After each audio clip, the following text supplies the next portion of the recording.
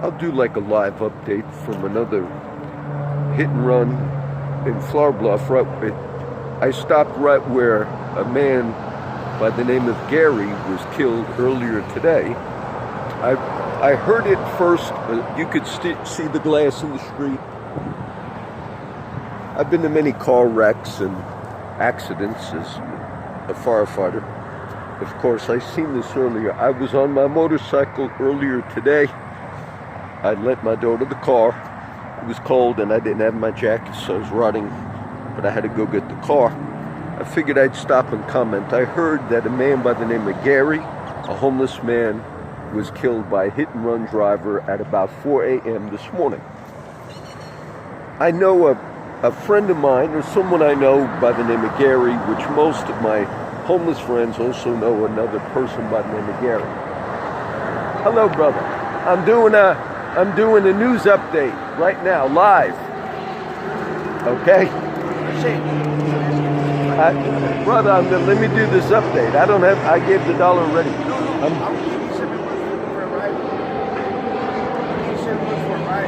Oh, brother, I just left. I can't do it now because I'm going to do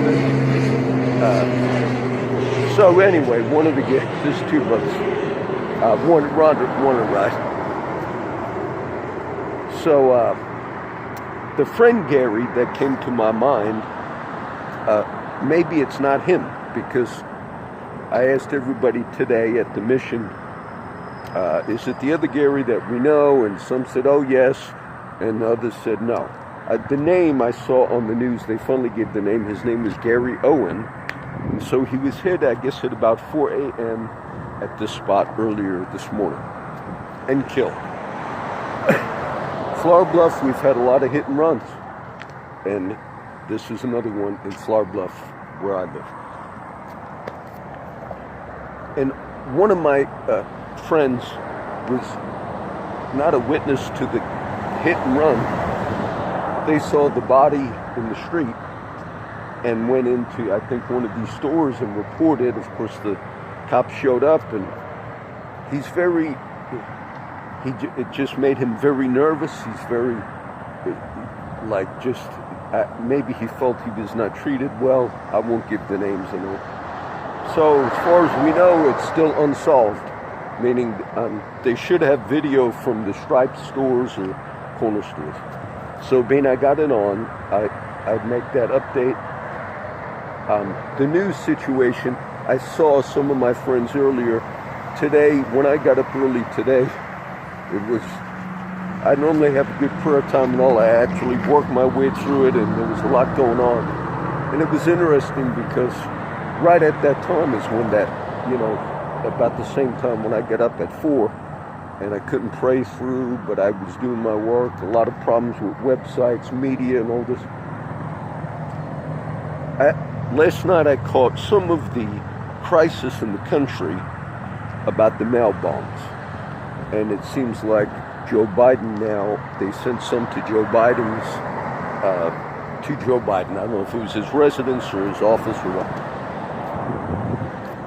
I do see some of the media, CNN had a few things that openly saying Trump is using it to his advantage, you know.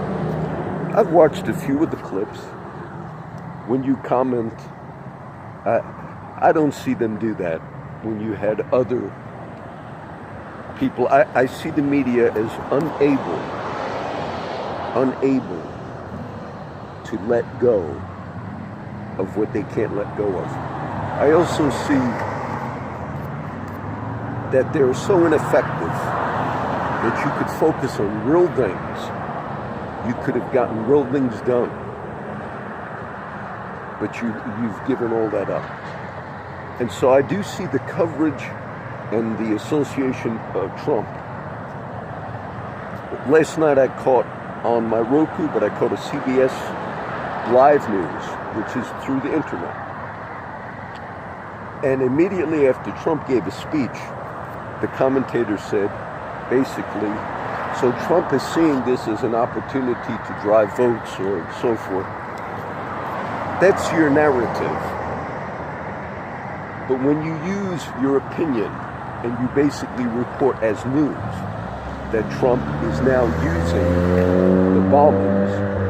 There was even either MSNBC, it might have been MSNBC, they said that no one has been killed, thankfully, and nobody has died, thankfully. And we've had instances like this, meaning people have mailed incendiary devices.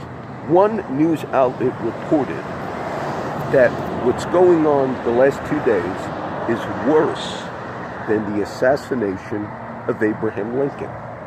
Now everybody, you media, Polar Times, Fox, CNN, all of you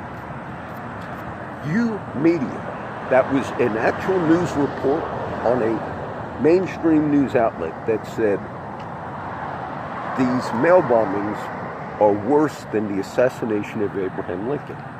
And at the same time, I'm reading real quick, I read the headlines, and CNN says, basically, how come people think we're irresponsible? Don't you think people could see that? The stupidity in the game that you guys play. So, this is a serious thing because somebody was killed here. The name was Gary Owen, and he was 52. That's what I read on the media. There's always rumors like, oh, it's this one, it's that one. I'm not positive if it's the person I'm familiar with. But people were upset today. They were upset, obviously, because of the death. Some of my friends who actually were, reported it, went, I guess, into one of these stores, and then when the cops came and they felt like they were kind of mistreated, whether they were or not, I do not know. And so a lot of people are upset today. It felt like a strange day. My friend John, who died last week, John Montgomery, lived right down the street here. I used to come visit John. I read one verse, I read a few last night, but one was, and it's in the Psalms, I believe. And it said, and in the day of death, all of your thoughts perish.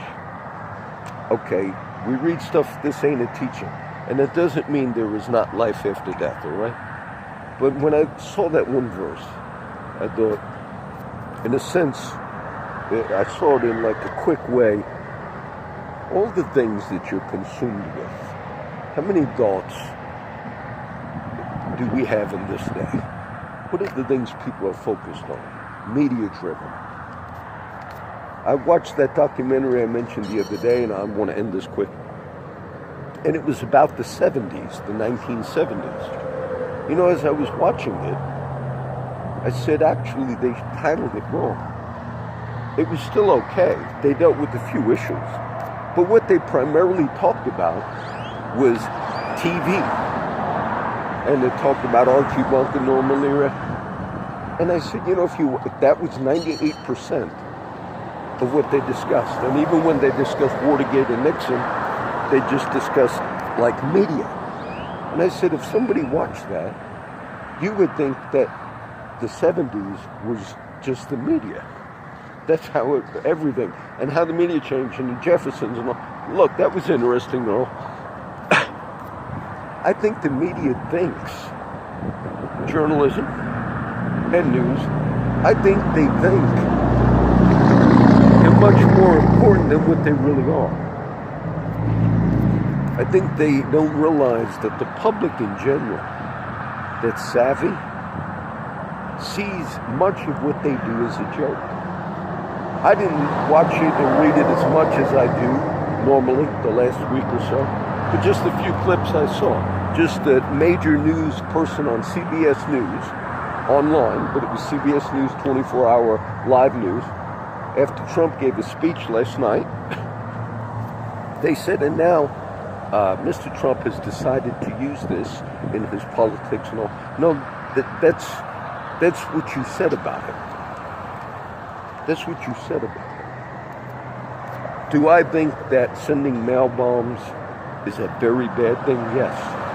Do I think it's worse than the assassination of Abraham Lincoln? Some of you in the mainstream media said that. That was some of you that said that. You said, well, that's so, yeah. So we'll end it with that just little update. I had to do a lot of website work, more than normal, because I had to scan my systems. And when you have so many websites and all my things, you learn over time not to use like the cleaners, because every password, it's about a 2-hour job to reconnect all your websites. But for some reason, in a period of like 3 days, it was very difficult to get on any of my websites.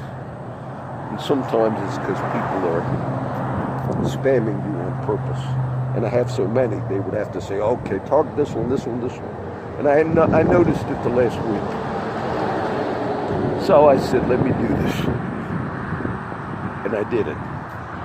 But it's manipulation. It's manipulation. All right? We pray for the family of that man, Gary Owen, 52 years old, a media reporter. Another hit and run. Another.